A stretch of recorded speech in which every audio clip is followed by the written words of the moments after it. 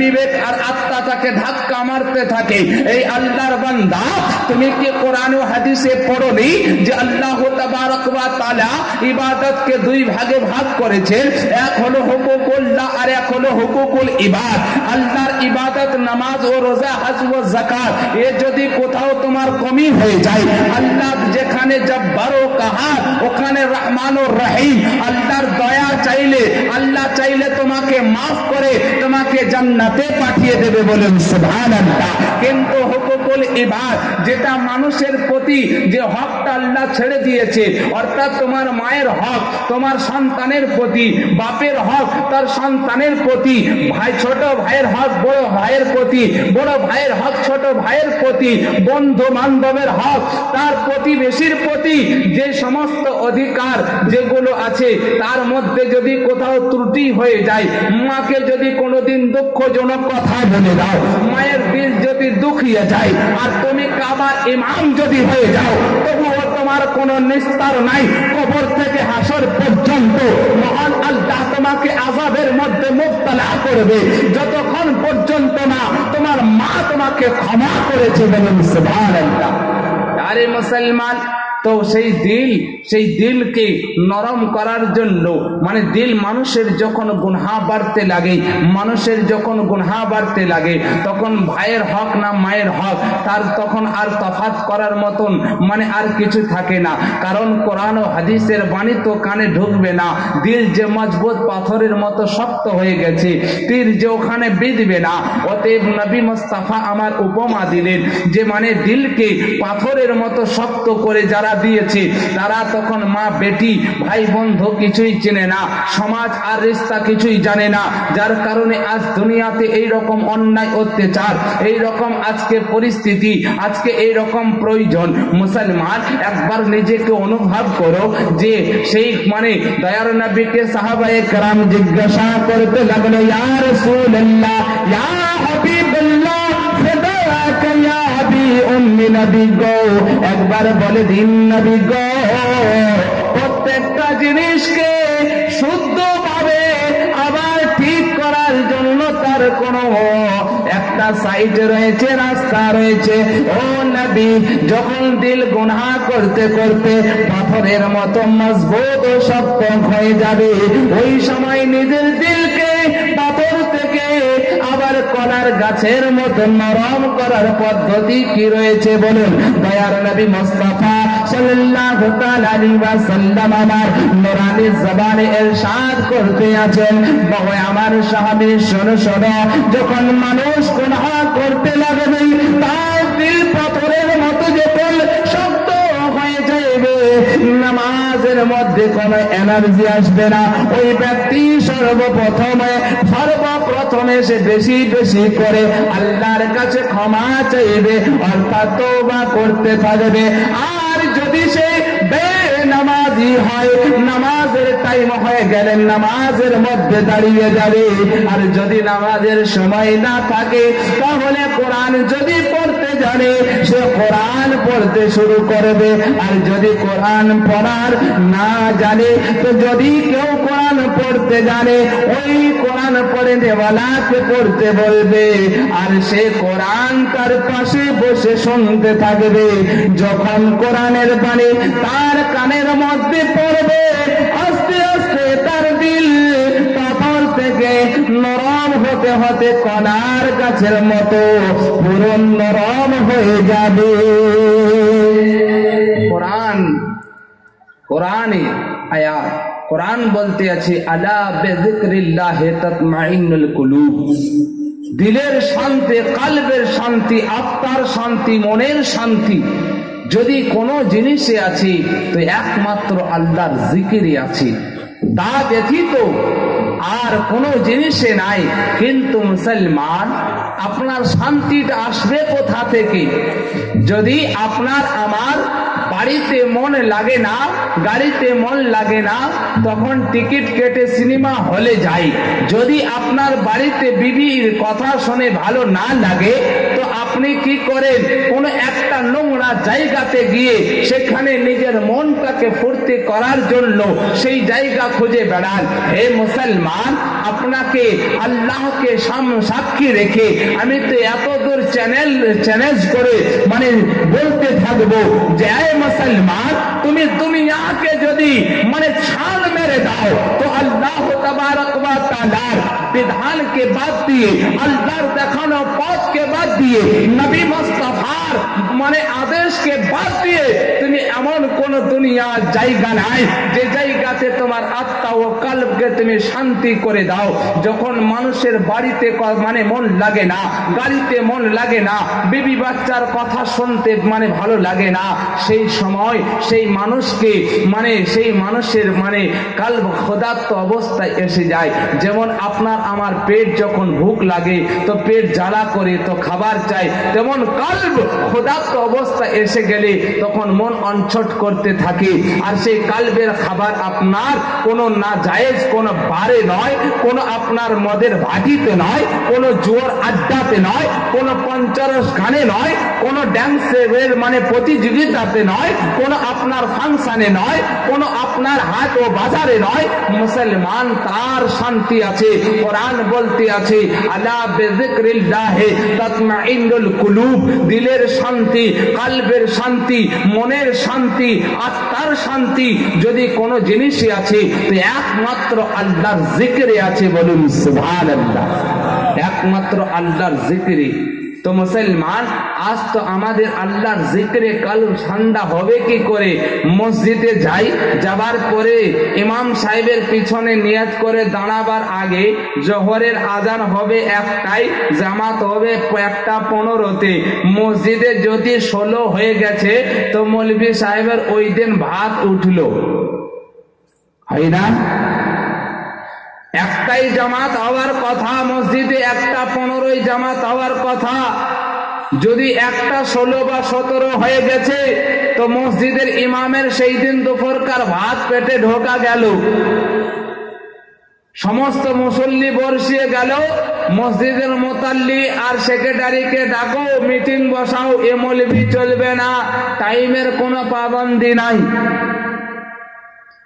আর ওই মুসল্লি নামাজি যখন বাজারে চলে যাচ্ছে চায়ের দোকানে, টিভি দেখতে দেখতে চায়ের কাপ ধরতে ধরতে চা পানি হয়ে বরফ হয়ে আবার পিঘলিয়ে আবার আপনার চা তৈরি হওয়ার পজিশনে এসে গেল।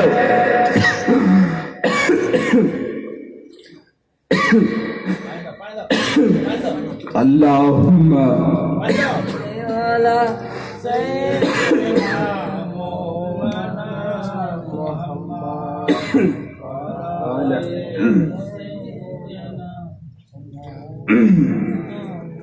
اللهم صل على سيدنا مولانا محمد معدن جد والاكرام وآله بارك وسلم صلوا عليه صلاة سلاما عليك يا رسول الله صلاة وسلاما عليك يا حبيب الله صلى الله تعالى عليه وسلم। ওই মুসল্লি ঈশার সময় নামাজে যাচ্ছে বাপ, মসজিদে জুম্মার দিনে বা ঈশার সময়তে যদি একটুকু সোরা লম্বা হয়ে গেছে তো আপনার ওই জামাতেই অনেকেই বলছে দেখ রে মৌলবীর আজ আলপনি জুড়েছে, দেখ কত লম্বা সোরা ধরেছে।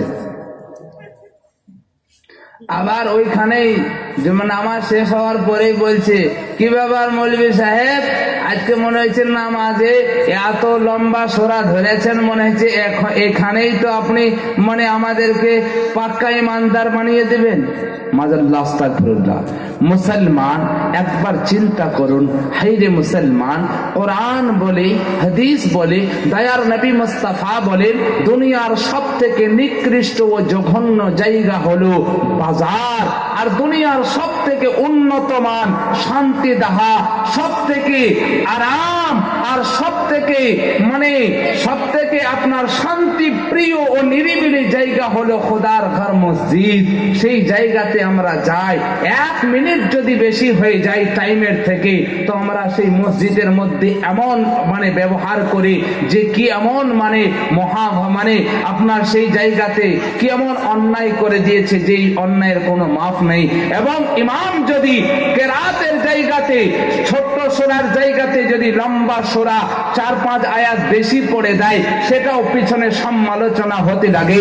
মুসলমান চিন্তা করো, আজকে যে কোরআনের বাণী শুনলে তোমার অন্তর ঠান্ডা হয়, যে কোরআনের বাণী শুনলে তোমার ঘরের পরিবেশ বিগড়িয়ে যাওয়া পরিবেশকে শুধরানোর একটা রাস্তা খুঁজে পাই, যে কোরআন তোমার না লায়েক বেটাকে লায়েক বানিয়ে দেয়, যে কোরআন তোমাকে মায়ের ইজ্জত শেখায়, যে কোরআন তোমাকে বইয়ের ইজ্জত শেখায়, যে কোরআন তোমাকে বেটির ইজ্জত শেখায়, যে কোরআন তোমাকে রীতির কথা শেখায়, যে কোরআন তোমাকে নীতির কথা শেখায়, যে কোরআন তোমাকে বলার কথা শেখায়, যে কোরআন তোমাকে চলার কথা শেখায়, যে কোরআন হলো ওয়ানুনাজ্জিলু মিনাল কুরআনি মা হুয়া শিফাউন, ও কোরআন যে আপনার শারীরিক রোগ ভালো করে, এমনকি দিলের রোগ গুনাহকে ভালো করে জান্নাতে নিয়ে যায়। বলুন সুবহানাল্লাহ।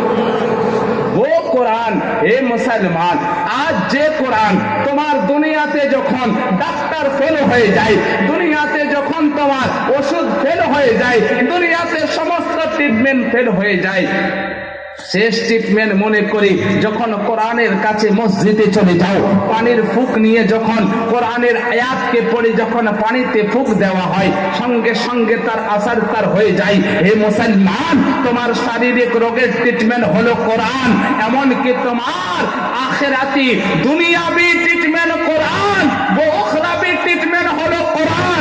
এ দুনিয়াতে কোরআনকে যদি মান্যতা দাও, তুমি ইজ্জতওয়ালা হবে, এ দুনিয়াতেও তুমি একদম ইজ্জতওয়ালা হয়ে নবীর শাফাতে তুমি জান্নাতি হবে। বলুন সুবহানাল্লাহ। আজ মুসলমান সে কোরআনকে আজকে বোঝ ভেবে নেয়। আল্লাহ বলুন তো, যে কোরআনের আয়াতকে 4-5 আয়াত লম্বা হয়ে গেলে সেটার বরদাস্ত না করতে পারে, ওই মুসলমানের উপরে খোদার গজব হবে না তো কি হবে? আজকে এই রকম সিচুয়েশন হবে না তো কি হবে?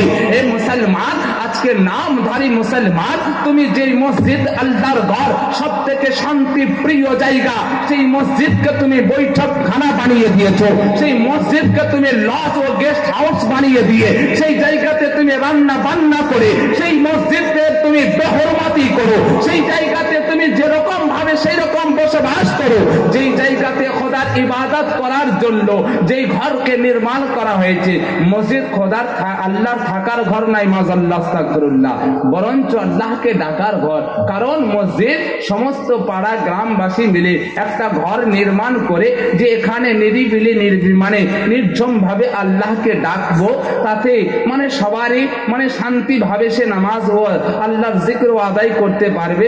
আর বাড়িতে করব তো কেউ কখন বাচ্চা এসে কাঁদবে, কেউ হয়তো এসে ডাকবে, বা কোনো রকম টেনশন এসে যাবে, তো নামাজের মধ্যে বিভিন্ন রকম বাধা বিঘ্ন আসবে।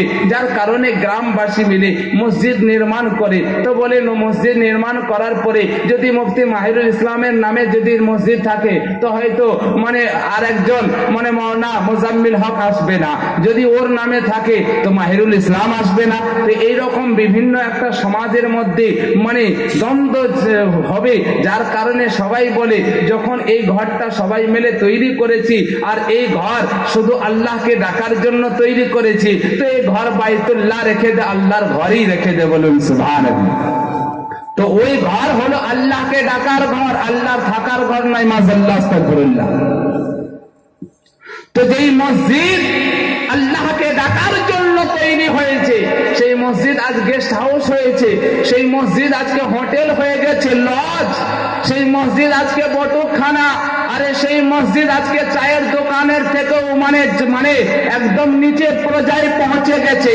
হে মুসলমান, আজ বলুন সেই মুসলমানের বাড়িতে শান্তি থাকবে যেই মুসলমানের এইরকম অবস্থা হবে? আল্লাহ আল্লাহ, মসজিদ তো আলিশান বানিয়ে দিয়েছে, 5 তলা বানিয়ে দিয়েছে, 10 তলা বানিয়েছে, কিন্তু মসজিদকে আবাদ করার মতো কোনো মানে ঘর মানে মানুষ নেই। হে মুসলমান, হাদিসের মধ্যে এসেছে যদি কোনো ব্যক্তি দয়ার নবী মুস্তাফা সাল্লাল্লাহু আলাইহি ওয়াসাল্লামকে জিজ্ঞাসা করা হলো, ইয়া রাসূলুল্লাহ, মসজিদ তো আলিশান বানিয়েছে, ওই মসজিদকে যদি আবাদ না করে তো কি হয়? তো দয়ার নবী বলে ওই মসজিদ আল্লাহর কাছে বড় দোয়া করতে থাকে, আল্লাহর কাছে মানে বড় করতে থাকে, হে খালিকে কায়নাত, হে পরওয়ারদিগারে আলম, যেই বান্দারা আমাকে সকলে তৈরি করেছে তারা আমার খোরাক দেয় না, তারা আমার পেট ভরায় না, তারা আমাকে আবাদ করে না, তো আল্লাহ যারা আমাকে আবাদ করে না তাদের ঘরকে তুমি আবাদ করিও না।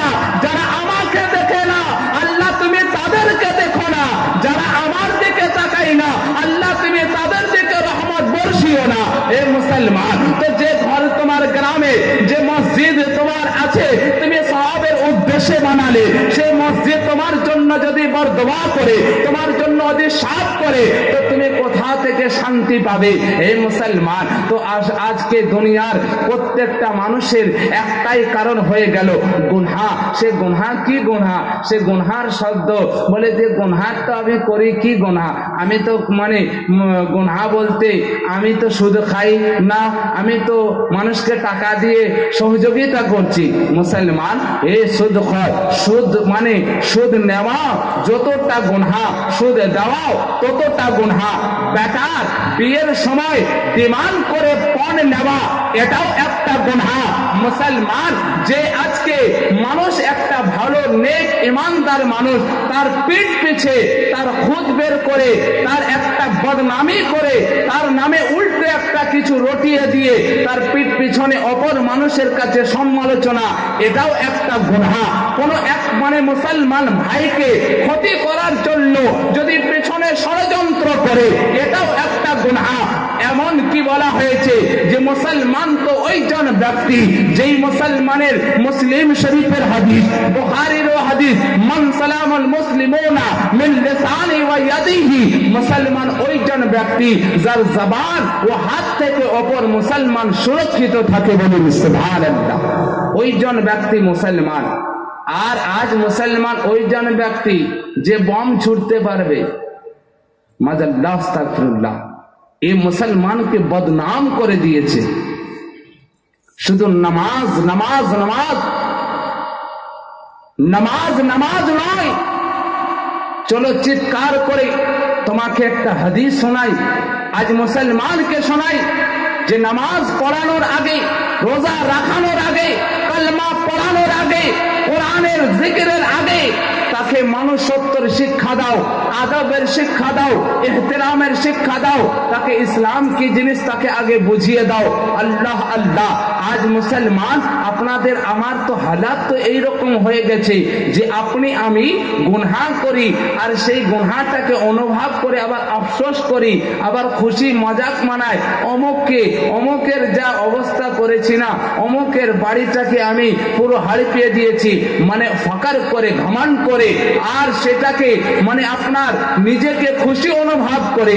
হে মুসলমান, এ তো আজ মুসলমানের হালাত যে গুনাহ করার পরে সে আল্লাহর কাছে লজ্জিত ও শর্মিত হয় না, সে আবার ঘমন্ডি করে, তাকাব্বুর করে। আর আল্লাহর ওলি ওইজন ব্যক্তি যে গুনাহ তো করার প্রশ্ন জাগে না, নেকি করে আবার আল্লাহর কাছে কান্না করে, ও হলো বড়দের হসে পাক। বলুন সুবহানাল্লাহ।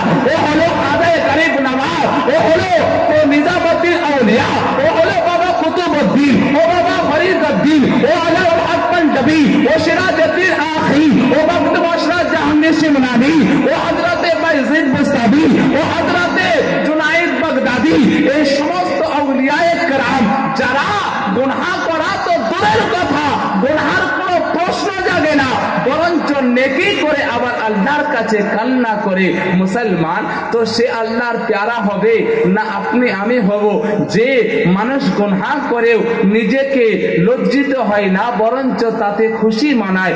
আর যে মানুষ মানে নেকি করার পরে গুনাহ তো কোনো প্রশ্নই জাগে না, বরঞ্চ নেকি করে আল্লাহর কাছে আবার কান্না করে যে আল্লাহ আমি তোমার উপযুক্ত বান্দা নয়, আল্লাহ আমি তোমার হক আদায় করার মতো আমার পাক জবান নাই, তো সেই ব্যক্তির আল্লাহ মর্যাদা দেবে না আপনার মতো আমার মতো মানে এই সমস্ত বর্তমান যুগের গাদ্দার বেঈমান, ওই সমস্ত মানে আপনার নামধারী কিছু ইংরেজি দালাল, কিছু আপনার ওই সৌদি ডিয়ার মানে জাকাত খানেওয়ালা আর আমেরিকি ডলারের ফিতরা খানেওয়ালা মুসলমানের মতো মানে লোক আল্লাহর কাছে প্রাধান্য পাবে। মুসলমান আসল আপনাকে বলি যে মুসলমান কোনজন ব্যক্তি আজকের বর্তমান মুসলমানের প্রতি আল্লাহ নারাজ, আল্লাহ রসুলও নারাজ, এমনকি ইমামে হাসনাইন ও করমাইন নারাজ, এমনকি আউলিয়া কেরামও নারাজ। তো যার প্রতি আল্লাহ আল্লাহ রসুল নারাজ হয়ে যায়, যার প্রতি আউলিয়া কেরাম নারাজ হয়ে যায়, যার প্রতি বুজুর্গানে দিন নারাজ হয়ে যায়, সেই ব্যক্তির প্রতি মানে যার প্রতি আল্লাহ রহমতের ছায়া থাকে না, সেই ব্যক্তি কখনো বিপদ থেকে ছুটকারা পায় না। কেমন বলুন তো? হযরতে নবী মুস্তাফাকে দেখুন, আল্লাহু আকবার, দয়ার নবী মুস্তাফা সাল্লাল্লাহু আলাইহি ওয়াসাল্লাম যখন তায়েফের মধ্যে গেলেন ইসলাম প্রচার করতে, আল্লাহু আকবার, ও রহমতুল লিল আলামিন নবী যিনাকে আল্লাহ পাক সারা দুনিয়ার জন্য রহমত ও করুণা করেছে, ও নবী যখন তায়েফে গেলেন ইসলাম প্রচার করতে, আল্লাহু আকবার, তায়েফের লোকেরা নবীকে দেখছে যে এ নবী তো রহমতুল লিল আলামিন নবী, এসে যা বলছে সত্য বলছে, মানুষের মনে তো জায়গা করে নেবে, মানুষের মনটাকে তো এ ঘেরে নেবে, এ মানুষকে তো নিজের করে নেবে। তো বাচ্চাদের হাতে পাথর দিয়ে মানুষ মানে বলতে লাগলো এই পাগল লোকটি আমাদের দেব দেবীকে উল্টো পাল্টা বলে, একে পাথর মারতে মারতে শহরের বাইরে বের করে দাও আর একে পাগল বলে তাড়িয়ে দাও। আল্লাহু আকবার, চতুর্দিকে যখন পাথর মারতে শুরু করেছে, আল্লাহু আকবার, দয়ার নবী মুস্তাফা সাল্লাল্লাহু আলাইহি ওয়াসাল্লামের পবিত্র মাথা মোবারকের মধ্যে পাথরের আঘাত লেগে আজ মুসলমান আপনার আমার বাপ যদি মানে কিছু মাল রেখে যায় তো আমরা কি বলি? আমার ছেলে পেলে যদি আপনার আমার ছেলে চায় যে আব্বা গো আমি মোটরসাইকেল কিনবো, তখন আপনি কি বলেন? আমার বাপ মাথার ঘাম পায়ে ফেলে মাল দিয়ে গেছে আর তোকে আমি ফুটানি করার জন্য দেব? বলেন কি না? মুসলমান আপনার বাপ আমার বাপ কিছু অর্থ, দুনিয়াবি অর্থ, যেটা দুনিয়াতে না আপনি আমি মানে চিরস্থায়ী ভাবে রাখতে পারবো তার কোনো গ্যারান্টি নেই, সেই অর্থ বাপ রেখে গেছে। তো সেই পরিশ্রম আর সেই মানে মেহনতের কথাকে স্মরণ করে নিজের ছেলেকে বলতে থাকি যে আমার বাপ মাথার ঘাম পায়ে ফেলে রোজগার করে গেছে, এটা বিফল হতে দেব না। হে মুসলমান, ও দয়ার নবী মুস্তাফা সাল্লাল্লাহু আলাইহি ওয়াসাল্লাম, ও রহমতুল লিল আলামিন, ও বেসহারার সাহারা, ও দুঃখী দরদি, কালি কমলি ওয়ালা, জান্নাতের সার্টিফিকেট দেনে ওয়ালা মুস্তাফা জানের রহমত, আল্লাহু আকবার, তিমা ও নবী মুস্তাফার মানে চতুর্দিকে পাথর যখন পড়তে লাগলো, দয়ার নবী মুস্তাফার মাথা মোবারক ফেটে গিয়ে রক্ত ঝরঝর করে ঝরতে লাগলো। আল্লাহু আকবার, রক্ত মানে পুরো শরীরে বয়ে যায়, রক্তই কাপড় ভিজে যায়, এমনকি পায়ে মানে জুতা মোবারক পর্যন্ত ভিজে গিয়ে আপনার রক্ত ডুবে গিয়েছে। এমন অবস্থাতে আল্লাহ তাবারক ওয়া তাআলা ফেরেশতা মানে আল্লাহর কাছে অনুমতি চায়, মহান আল্লাহ এ খালিকে কায়নাত পরওয়ারদিগার, যদি তুমি হুকুম দিয়ে দাও তাহলে পরে ও তায়েফের দুই পাহাড়কে তুলে তায়েফ এক জায়গা করে দেব আর পুরো তায়েফকে পুরো পিষে দেব। তাই আল্লাহ তাবারক ওয়া তাআলা বলে, হে ফেরেশতা, আমি সেই অনুমতি দিতে পারি না। আর এর জন্য আমার মুস্তাফাকে জিজ্ঞাসা করো, আমার হাবিবকে জিজ্ঞাসা করো। সমস্ত ফেরেশতার দলেরা এসে নবীর কাছে আবেদন করতে আছে, ইয়া রাসূলুল্লাহ, ইয়া হাবিবাল্লাহ, নবী গো, আপনাকে তায়েফের লোকেরা রক্তাক্ত করেছে, আপনার শরীরকে ক্ষত বিক্ষত করে দিয়েছে। নবী গো, আপনার কি যন্ত্রণা হয় না? নবী গো, আপনার কি ব্যথা হয় না? নবী গো, আপনি একবার হাত উঠিয়ে দিন। মহান আল্লাহ পাক বলেন, হাবিব, তুমি আমার কাছে একবার যদি হাত উঠিয়ে দাও, আমি আল্লাহ আসমানকে জমিনে আর জমিনকে আসমানে করে দেব, দুনিয়াকে ধ্বংস করে দেব। হাবিব, তুমি একবার হাত উঠিয়ে দাও। আল্লাহু আকবার। হযরতে আপনার হযরতে নবী আলাইহিস সালাতু তাসলিমকে তার কওমের অমান্য করেছিল, হাত উঠিয়েছিলেন নূহ নবী। আল্লাহ পাক তুফান দিয়ে দুনিয়াকে ধ্বংস করে দিয়েছে। এক এক নবীকে, এক এক নবীর কওমকে তারা অবমাননা করেছে, তারা হাত উঠিয়েছে, আল্লাহ দুনিয়াকে ধ্বংস করে দিয়েছে। আল্লাহ পাক বলতে আছেন, হাবিব গো, আপনি আমার প্যারা, আপনি আমার লাডলা ও নবী, আপনি একবার হাত উঠিয়ে দিন, আমি আল্লাহ আর দুনিয়াকে ধ্বংস করে দেব। ফেরেশতা বলছেন, ইয়া রাসূলুল্লাহ, আপনি একবার আমাদেরকে অর্ডার দিয়ে দিন, পুরো তায়েফকে শেষ করে দেব। আল্লাহু আকবার। দয়াল নবী মুস্তাফা আমার রক্ত মোবারক ঝরতে আছে, শরীরে ক্ষত বিক্ষত হয়ে গেছে, পুরো শরীর রক্তে জর্জরিত হয়ে গেছে। আল্লাহু আকবার। ব্যথা হতে সমস্ত সাহাবায়ে কেরাম আপনার ফেরেশতাগণ আবেদন করতে আছে। মহান আল্লাহ বলে, হাত উঠিয়ে দিন মুস্তাফা। আল্লাহু আকবার। ও নবী মুস্তাফার হাত তো উঠছে, আল্লাহর কাছে দোয়া করছেন, আল্লাহ তুমি এই সমস্ত তায়েফবাসীকে তুমি হিদায়াত দান করো, যারা কালেমা পড়ে মুসলমান হয়ে যায়। বলুন সুবহানাল্লাহ। মুসলমান ও নবী মুস্তাফা আমার জিজ্ঞাসা সাহাবায়ে কেরাম ফেরেশতা বলতে আছেন, ইয়া রাসূলুল্লাহ, আপনাকে কি ব্যথা হয় না? আপনার কি কষ্ট হয় না? দয়ার নবী মুস্তাফা আমার বলতে আছেন, ও বেসাহারার সাহারা নবী, ও শাফাআতের কান্ডারি, দুঃখী দরদি কালি কামলি ওয়ালা মুস্তাফা বলেন, ও আমার সাহাবা, ও আমার ও আল্লাহর ফেরেশতা, ও আল্লাহর ফেরেশতা, শোনো শোনো, আমাকে যে পাথর মেরেছে এতে আমার কষ্ট হয় না, আমার যে শরীর রক্ত বেরিয়ে গেছে এতে আমার যন্ত্রণা হয় না, এরা যে আমাকে রক্তাক্ত করেছে এতে আমার এতটুকু ব্যথা হয় না, এরা যে আমাকে পাগল বলেছে এতে আমি একটুকু দুঃখিত নয়, এরা যে আমাকে বিতাড়িত করে দিয়েছে এতেও আমি দুঃখিত নয়, আমি সব থেকে বড় দুঃখিত যে এরা জান্নাতের পথকে ঠুকরিয়ে দিয়ে জাহান্নামের পথটাকে মজবুত করছে, এতে আমি বড় দুঃখিত। আরে মুসলমান, ও নবী মুস্তাফা আমার যে এক কাফিরের জন্য, এক বেদিনের জন্য সে যদি কালমা না পড়াতে নবীর শরীর থেকে রক্ত ঝরেছে, নবী বলেন আমি কষ্ট পাই না। ও নবী মুস্তাফার যে শরীর ক্ষত বিক্ষত হয়ে গেছে, ও নবী বলেন আমি তাতে কষ্ট পাইনি, তাতে আমি দুঃখ পাইনি, কিন্তু ওই কাফির কালমা না পড়াতে আমি যতটা দুঃখ পেয়েছি, আমার শরীর ক্ষত বিক্ষত হয়ে রক্তাক্ত হয়ে যাওয়াতে অতটা আমি দুঃখ পাইনি। হে মুসলমান, তো যে এক কাফির যদি কালমা না পড়াতে নবী যদি এত কষ্ট পান, তো এক মুসলমান যে কালমা পড়ে নবীকে মানে বলে, আল্লাহর বিধানকে মানে বলে, মুসলমানের নাম রেখে এক মুসলমানের যখন ক্ষতি করে, নবী মুস্তাফার দিলে কতটা সে কষ্ট পৌঁছায়। এক মুসলমান কালমা পড়ে সে যখন মদের বোতল নিয়ে যখন হাঁটতে লাগে, সে নবীর দিলে কতটা কষ্ট পৌঁছায়।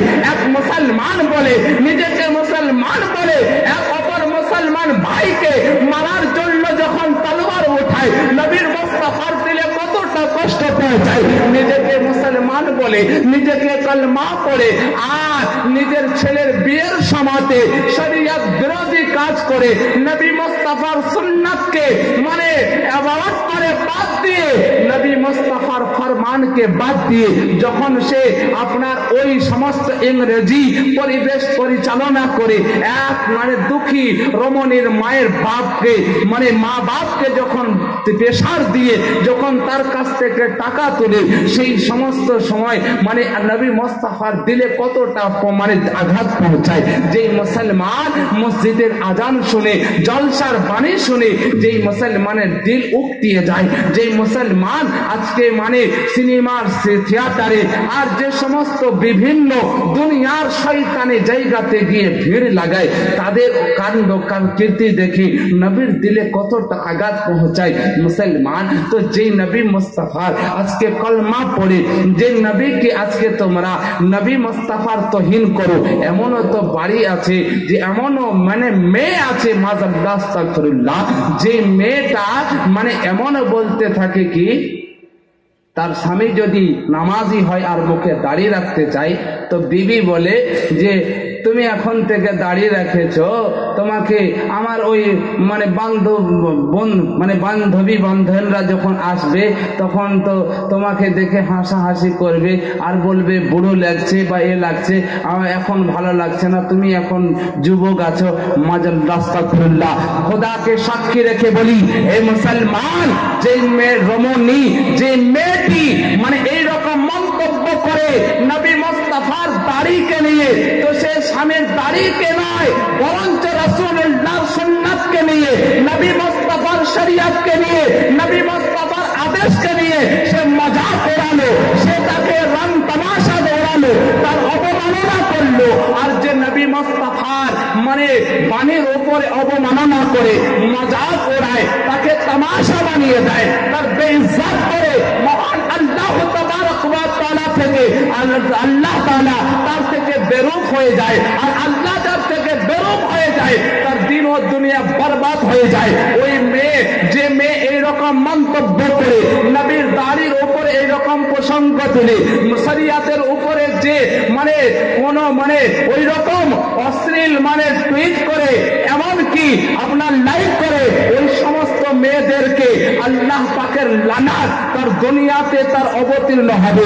না মায়ের বাড়িতে কোনো সম্মান পাবে, না স্বামীর বাড়িতে কোনো শান্তি পাবে, না আপনার পাড়া প্রতিবেশীতে না কারোর প্যারা হবে, না ওই মেয়ে না নিজের বেটার কাছ থেকে সুভাবে দুটো খেতে পাবে, না কাল কবরে ও শান্তি পাবে, না হাসরের ময়দানে ওর কোনো ঠিকানা হবে। যেই রমণী ইসলামের প্রতি এই রকম ভাবে মানে আপনার বাজে কমেন্ট করে, যে রমণী আজকে কোরআনের প্রতি যে বাজে কমেন্ট করে মন্তব্য করে, যে ইসলামিক বিধানের প্রতি যে সমস্ত মানে যুবক যে সমস্ত নারী যুবতী যারা ইসলামিক মানে যে কোনো বিষয়ের উপরে বাজে কমেন্ট করে, তাদের না মানে তারা কোনোদিন দুনিয়াতে ইজ্জত পাবে না আখিরাতে ইজ্জত পাবে মুসলমান। তো ওই দয়ার নবী মুস্তাফা সাল্লাল্লাহু আলাইহি ওয়াসাল্লামের সেই বিধানকে মেনে কে চলেছে, আল্লাহর প্যারা কে হয়েছে। কোরআন বলতে আছে ইয়া আইয়ুহাল্লাযীনা আমানু তাকুল্লাহা ওয়া কুনু মা'আস সাদিকিন, হে ঈমানদার বিশ্বাসীগণরা তোমরা আল্লাহকে ভয় করো এবং সত্যবাদীর সাথী হয়ে যাও। প্রথমে ঈমান নিয়ে এসো, তারপরে আল্লাহকে ভয় করো, তারপরে সত্যবাদীর সাথী হয়ে যাও। মুসলমান আপনি আমি তো আল্লাহকে ভয় করা ঈমান থাকবে তবেই তো আমার আল্লাহর ভয় দিলে জাগবে। এখন এইখানে আপনার হ্যালোজিন জ্বলছে, আমাকে যদি কেউ বলে যে মুফতি সাহেব আপনি হ্যালোজেনের এই মানে যেটা জ্বলাচ্ছে ওই তার দুটোই আপনাকে হাত দিতে হবে, আমি দেব না। কেন? আমি জানি যে আমাকে পুড়িয়ে দেবে বা আমাকে মেরে ফেলবে বা আমাকে ছুঁড়ে দেবে, কারেন্ট আছে ওর মধ্যে। আর যদি একটা 5 বছরের বাচ্চাকে বলি, 5 বছরের বাচ্চাকে যদি বলি যে বাবা হাত দে, তো চট করে হাত দিয়ে দেবে, কারণ ও জানে না যে এটা কারেন্ট বা কারেন্টের এর মানে কি পরিণাম হতে পারে। হাত দিলে আমি মরবো না বাঁচবো না, আমাকে ফেলে দেবে না, আমাকে পুড়িয়ে দেবে না, জ্বালিয়ে দেবে, জানে না, হাত দিয়ে দেবে। মুসলমান সেই রকম কোরআন সর্বপ্রথমে আপনাকে বলে ইয়া আইয়ুহাল্লাযীনা আমানু, হে ঈমানদার প্রথমে তুমি ঈমান নিয়ে এসো, প্রথমে বিশ্বাস করো, ওয়াত্তাকুল্লাহ, তার প্রতি আল্লাহকে ভয় করবে, ওয়াকুনু মা সাদিকিন, তারপরে তুমি সত্যবাদীর সাথী হবে, তো নিজেকে কামিয়াব হবে। মুসলমান, আমাদের তো এমন পজিশন হয়ে গেছে যে আমরা তো প্রথমত মুসলমানই নই। যদি আপনার বড়ি অনেক বুখারী আর মুসলিম আর আবু দাউদ আর তিরমিজি আপনাকে দেখায়, এটা বুখারীতে আছে, এটা তিরমিজিতে আছে, এটা আবু দাউদে আছে, এটা নাসাইতে আছে, তো তাকে আমি যদি জিজ্ঞাসা করি, আচ্ছা বলুন তো আপনি প্রথমত মুসলমান, আপনাদেরকে যদি প্রশ্ন করি তা মুসলমানের বৈশিষ্ট্য কি আপনি বলুন তো, পারবেন? মুসলমান কাকে বলে? মুসলমানের সংজ্ঞা কি? মুসলমান এর মানে বিশ্লেষণটা করুন তো। তখনই আপনার চোখটা উপর দিকে উঠে যাবে, আর তখনই নানা নানি দাদা দাদি সব আপনার স্মরণে এসে যাবে। তো এমন অবস্থাতে এই দুনিয়ার অবস্থা বড় ভয়ঙ্কর। মুসলমান ওইজন ব্যক্তিকে বলি, এর বৈশিষ্ট্য, এর তারিফ শুনুন। মুসলমান ওইজন ব্যক্তি যে না দেখে বিশ্বাস করে, শুনে মেনে চলে, তাকেই মুসলমান বলে। কি মুসলমান ওকেই বলে। ইমানদার ওইজন, মুসলমান ওইজন ব্যক্তি যে না দেখে শুনে বিশ্বাস করে মেনে চলে, সে হলো মুসলমান। মুসলমান না দেখে শুনে বিশ্বাস করে মেনে চলে, ওকে মুসলমান বলে। তারপরে ঈমান, ঈমান হলো একটা ভাঁড়। এই বোতলে পুরো দেখুন পানি ভরা আছে, সিপিটা খুললে পানি। আর যদি এটাকে আমি ফুটিয়ে রেখে আমি যদি সারা এখন মানে জুনিতপুরের পানি ঢালতে থাকি, আমার যখন প্রয়োজন হবে আমি পাবো না, কারণ ভাঁড়ই তো ফুটো, পানিটা জোড়া হবে কি করে? তো মুসলমান তো প্রথমত ও তো আপনাকে পানির সন্ধান দিল, পানি রাখতে গেলে পরে আপনাকে ইমানি ভাঁড় তো আপনাকে মজবুত রাখতে হবে। তো সে ইমানি ভাঁড়ের মানে এক কথায় এক বাক্যে ঈমান হলো নবী মুস্তাফা, বলুন সুবহানাল্লাহ। কারণ আল্লাহ এক, আমি দেখিনি শুনেছি, কে বলেছে? নবী বলেছেন আল্লাহ এক আছে, দেখিনি শুনেছি মেনেছি বিশ্বাস করছি, মুসলমান রয়েছি। নবী বলেছেন যে কোরআন আল্লাহর কিতাব, দেখিনি যে আল্লাহ সত্যিকারের পাঠিয়েছে না আল্লাহ পাক মানে নবীকে দিয়েছেন, দেখিনি শুনেছি। নবী বলেছেন, নবীর কথা শুনেছি মেনেছি বিশ্বাস করেছি, মুসলমান রয়েছি। কবরে যে তিনটে প্রশ্ন হবে, আযাব হবে, হিসাব ও নাকাশ হবে, কবরে মানে শাস্তি হবে, কেউ কোনোদিন দেখিনি, নবী বলেছেন শুনেছি মেনেছি বিশ্বাস করেছি, এটার নাম হলো মুসলমান। আরে মুসলমান, আল্লাহ যে এক আছে কেউ দেখেনি, নবী মুস্তাফা দেখেছেন, নবী বলেছেন আল্লাহ এক, এবং নবীর কথা শুনেছি দেখেছি মানে